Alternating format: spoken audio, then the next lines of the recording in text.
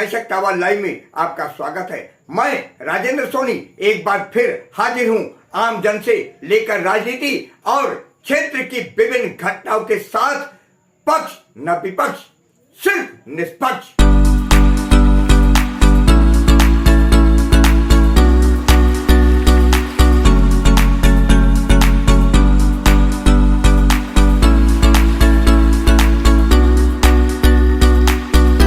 आज उत्तर प्रदेश बिहार महासंघ के तत्वावधान में आगामी सौहार्द प्रेम के प्रतीक और सनातन धर्म के पारंपरिक त्योहार होली के मद्देनजर एक अहम बैठक संपन्न हुई। पूर्वी दिल्ली के दिलशाद गार्डन इलाके में संस्था के दिल्ली प्रदेश अध्यक्ष काशी प्रसाद तिवारी की अध्यक्षता में संपन्न हुई बैठक में संस्था के पदाधिकारियों में देवेश मिश्रा, राजीव मिश्रा, रमाशंकर पांडे, रामायण यादव, रवि मिश्रा सहित पदाधिकारियों ने हिस्सा लिया। संस्था महासचिव रमाशंकर पांडे ने जानकारी देते हुए बताया कि ये बैठक आगामी 30 मार्च को होने वाली होली मंगल मिलन समारोह के कार्यक्रम की तैयारियों को लेकर रखी गई है।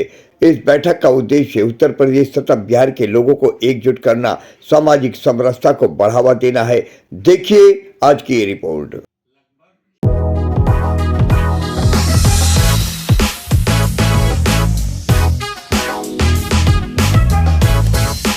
उनकी टीम या हमारे प्रदेश की टीम सभी लोग आए, उनका बहुत बहुत धन्यवाद है, स्वागत करता हूं। जो चर्चाएं 30 मार्च को लेकर के कार्यक्रम के तहत हो रही हैं, उसमें संख्या काउंट भी हो गई है लगभग, और सबने विद फैमिली आना है। ये मेरा बार बार आखिरी दम तक यही रिक्वेस्ट रहेगी कि सभी लोग अपने बच्चों के साथ आएं, ताकि हम समाज में भटकते हैं, परिवार पूछता कहाँ भटकते हो, सारे दिन आए नहीं, दोपहर की रोटी नहीं मिली, चाय नहीं मिली, शाम की क्या मिल रहा है तुम्हें। अगर वह आपके सम्मान को वहाँ देखेंगे, शायद वो भी गर्वान्वित होंगे कि हमारा आदमी जहाँ जाके काम कर रहा है, समय दे रहा है, हमारे आदमी की इतने आदमियों के बीच में एक वैल्यू है।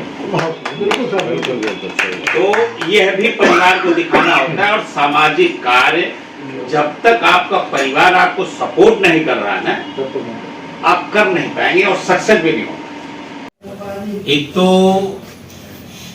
मेरे ख्याल सबको पता है कि यही तय हुआ था 16 मार्च कार्यक्रम का, वो नहीं हो पाया, प्रतिभा सम्मान समारोह। उसके बाद फिर समन्वय बना कि कार्यक्रम को हम थोड़ा दूर ले चलते हैं। दूर मीन्स किसी अच्छी जगह पे ले चलते हैं। तो हमारे यहाँ बैठक हुई, बहुत सारे लोग उसमें भी थे।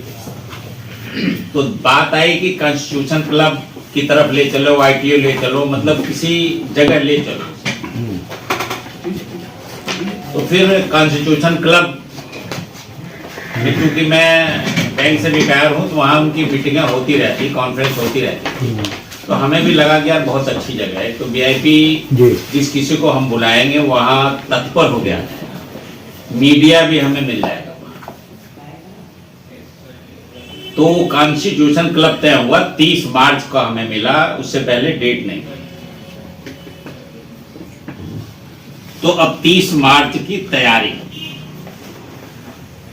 के तहत एक तो 200 कुर्सियां हैं, संख्या बढ़ाना चाहिए। एक टारगेट ये है, 200 के 225, 250 हो सकते हैं। 200 से कम अगर कुर्सियां भरेंगी तो संगठन का संदेश गलत जाएगा। तो एक तो फंड की व्यवस्था कैसे कैसे और बड़े फंड विधानसभा के अध्यक्ष उनकी टीम ले, प्लस हर आदमी जिम्मेदारी ले, तो भाई 2, 4, 5, 10, 11 हम लेके आएंगे।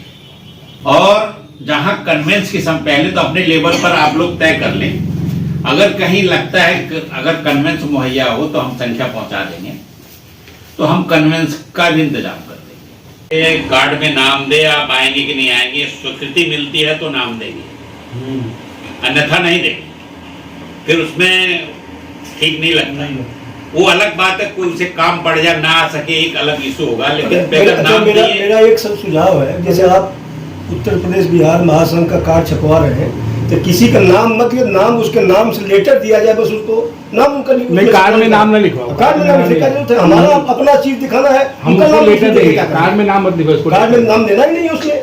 नहीं, मैं ये सुझाव ये है कि इनका किसी को कोई दायित्व मत ओपन करो, कौन चीफ गेस्ट रहेगा, हाँ, कौन बस, गेस्ट बस। रहेगा, कौन विशिष्ट अतिथि रहेगा, कौन अतिथि बिल्कुल, रहेगा। बिल्कुल। उसमें एक समस्या ये आएगी, समस्या ये आएगी कि अगर हम किसी को चीफ गेस्ट बनाएंगे तो वो जरूर आएगा, 101% आएगा, और उसने आना ही आना है, वो भी हमारी क्योंकि उसे पता है कि मैं सर्वोच्च।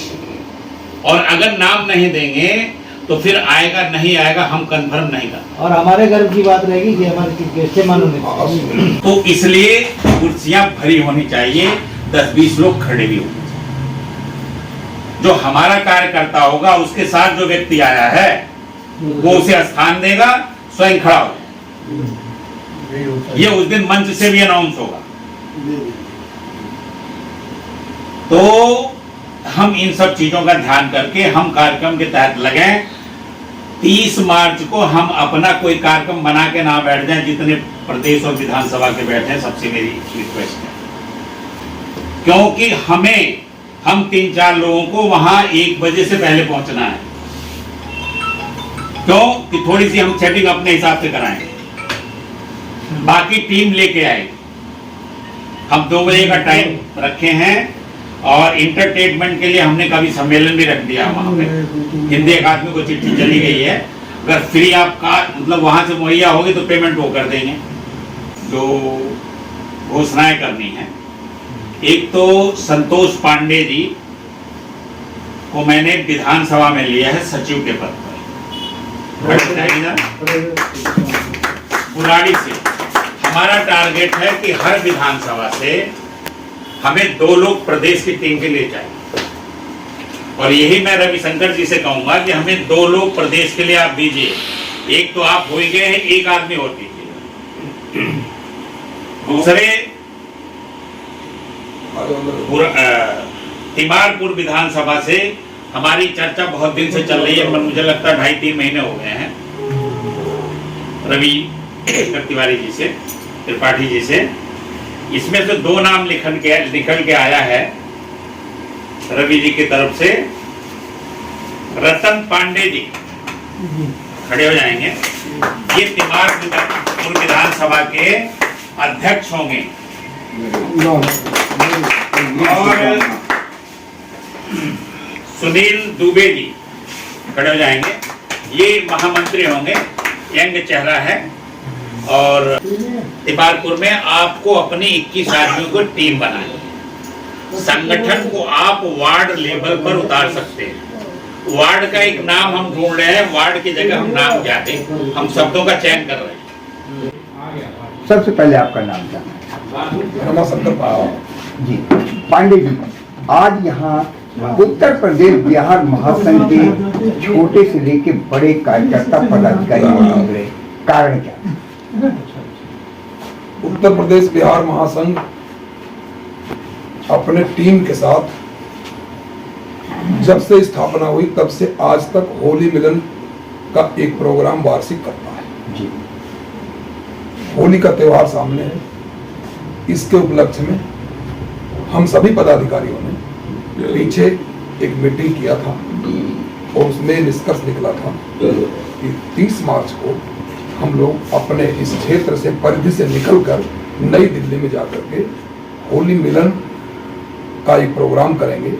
लेकिन होली पहले है, इसलिए और जो हमारा संगठन कार्य करता है, जो मेधावी छात्र हैं उनको प्रोत्साहित करना, उनको गिफ्ट देना, समाज के जो अच्छे अनुभवी और कुछ समाज को देते हैं सामाजिक संगठनिक कार्यकर्ता और तमाम बड़े अधिकारी या नेता नगरी से कुछ लोग आते हैं, वो हमारे संगठन में आकर के एक पहचान बनते हैं और संगठन के बैनर तले हमारे लोगों की कहीं न कहीं वो मदद भी करते हैं, जो सरकारी स्तर पे कुछ न कुछ सहयोग होता है। और इस प्रोग्राम का मुख्य जो उद्देश्य है वो घर घर तक जाना, जन जन तक जाना। दिल्ली में जितने प्रवासी हैं, चाहे यूपी के हों, बिहार के हों, झारखंड के हों, उत्तराखंड के हों, राजस्थान के हों, जब कभी ये संगठन बना था तो न छत्तीसगढ़ था, न झारखंड था, न उत्तरांचल था। ये स्टेट छोटी छोटी बात नहीं। इनका एक समूह है, उस समूह का नेतृत्व करता है ये उत्तर प्रदेश बिहार महासंघ। ये इसका उद्देश्य है गरीबों के घर में जाना, उसकी मदद करना, उसके लिए जीना और आम आदमी को, आम जनमानस को जो सरकारी सुविधाएं हैं उसको मुहैया कराना। एक प्रमाण आपके बीच में उस सोनिया विहार के जहां डंपिंग यार्ड बन रहा था, वहां पे आपके बीच में एक हर्बल पार्क बनेगा। एलजी ने ये आश्वासन दिया, आदेश दिया। वो व्यक्ति भी हमारे बीच में राजीव मिश्रा जी, जो इस संगठन के एक प्रमुख व्यक्ति हैं, इनके सहयोग से इस तरह काम करते हैं। जी मिश्रा जी, आज यहाँ बैठक हुई, उसके अंदर जो निर्णय लिए गए उन विचार बिंदुओं पर थोड़ा सा प्रकाश डालें। आज जो निर्णय लिए गए हैं वो अगले कार्यक्रम जो हमारा 30 तारीख को होना है, 30 मार्च को, उसको देखते हुए लिए गए हैं। उसमें हमारे जो माननीय जो सदस्य हैं उनने सबने अलग अलग सुझाव दिए हैं। उन सुझावों से आने वाले कार्यक्रम में काफ़ी सहयोग मिलेगा और काफ़ी अच्छी तरह से हम उसको समापन करेंगे। जिस तरह उत्तर प्रदेश बिहार महासंघ पूरी दिल्ली के अंदर और दिल्ली नहीं एनसीआर को भी कवर कर रहा है जी, उसके लिए जरूरी संसाधन आप लोग कैसे जुटाते हैं? उसके लिए हम क्या करते हैं कि जो क्षेत्र हैं उन हर क्षेत्र में जाकर के हम लोग वहाँ अपने सदस्य बनाते हैं और जो ऐसे जो सक्रिय हमेशा रह सकें, जो सक्रियता दिखाते हैं, उन ऐसे लोगों को सदस्य बनाते हैं और जो निश्चित रूप से वो आगे काम करते हैं और वो आगे चैन की तरह से आगे दूसरे सदस्य बनाते हैं। तो इस तरह से हम इसका विस्तार करना चाहते हैं। इस तरह से विस्तार हो रहा है इसका। खास तौर से उत्तर प्रदेश के बिहार महासंघ के उन जो इस श्रेणी में आते हैं, शुमार करते हैं, बिहार से आते हैं, उत्तर प्रदेश से आते हैं, पूर्वांचल जिनको कह दिया जाता है, जिनको भैया कह दिया जाता है, उनके लिए क्या कहना चाहेंगे जो इससे जुड़कर सिर उठा कर शान से चल? मैं आपको एक बात बताऊं, मेरी से एक व्यक्ति था, मुझे मिला, छठ का पर्व था, बहुत भयंकर जाम लगा था, तो बोला कि ये बिहारियों ने पूरा जाम कर रखा है। मैंने बोला मानिए बिहारी किसको बोलते हैं आप जानते हैं? पहले तो आप अपनी भाषा को ठीक कीजिए, बिहारी किसको बोलते हैं? तो बोला आप बताओ। मैंने कहा बिहारी कृष्ण जी को बोलते हैं। कृष्ण जी को बिहारी बोलते हैं, आप उनका नाम लेते हैं ना? कह रहे हाँ बिल्कुल लेते हैं। तो मैंने कहा फिर ये बिहारी कह के आप क्यों उनको बदनाम कर रहे हैं? बिहारी कृष्ण जी हैं, कृष्ण जी आपके पूजनीय हैं और ये मनुष्य हैं, तो इनको आप उल्टा सीधा बोलोगे। फिर बाद में वो सॉरी मान के मुझसे माफ़ी मांगे, बोला आगे से मैं ऐसा नहीं बोलूँगा। जहाँ भी कहीं मुलाकात होती है लोगों से, मैं उनको अपने ग्रुप के बारे में बताता हूँ, बड़े उत्साहित होते हैं लोग, कह रहे हैं आप लोग बहुत अच्छा काम कर रहे हैं। ये उत्तर प्रदेश की विचारधारा जन जन तक पहुँचे, ऐसे कौन कौन से कदम आप उठाने के लिए तैयारी करें? हम लोग जैसे अभी बताया था अध्यक्ष जी ने कि एक वो पार्क वाला है मुद्दा, ऐसे ही हम और सारे मुद्दे हम लोग मेडिकल कैंप वगैरह ये सब ऑर्गेनाइज करेंगे, जिससे कि हम लोगों के स्वास्थ्य का जांच कर सकें। और कई लोगों से मेरी बात भी हुई है, वो तैयार भी हैं मेडिकल कैंप लगाने के लिए। इन फ्यूचर इन भविष्य में आने वाले टाइम में हम मेडिकल कैंप जरूर लगाएंगे। तिवारी जी, विचारधारा जन जन तक पहुंच रही है और लोग एकजुट नहीं हो पाते, क्या कहना चाहेंगे उन लोगों के लिए जो अलग थलग पड़ जाते हैं?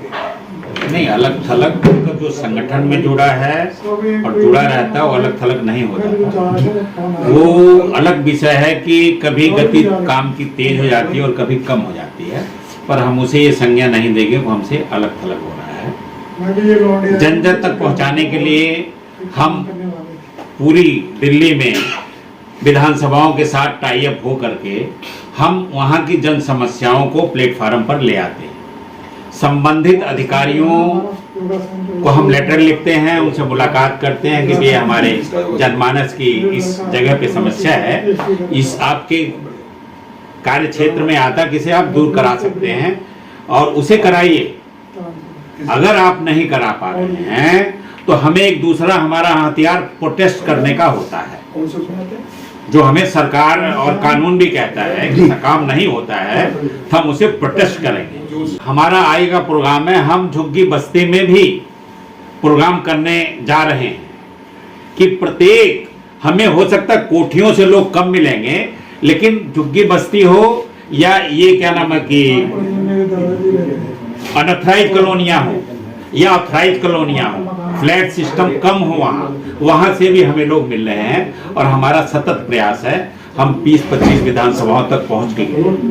दिल्ली की जनता के लिए क्या संदेश देना चाहेंगे होली के पावन मौके पे? होली के पावन मौके पे हम दिल्ली की जनता को बहुत बहुत होली की शुभकामनाएं और बधाई देना चाहते हैं और एक संदेश देना चाहते हैं कि सभी से मिल करके होली खेलें, ध्यान से खेलें, लड़ाई झगड़े ना हो उसमें, और ज्यादा नशे का प्रयोग करके चाहे भांग हो या और मदिरा का प्रयोग ना करें, और आपस में जो कभी किसी से मनमुटाव हो गया हो वो होली के दिन खत्म करके गले मिलें और खुशी से मिलें, खूब मिलें। अपने आसपास की खबरों के लिए देखना ना भूलें सशक्त आवाज लाइव न्यूज चैनल। सब्सक्राइब कीजिए एक लाइक के साथ।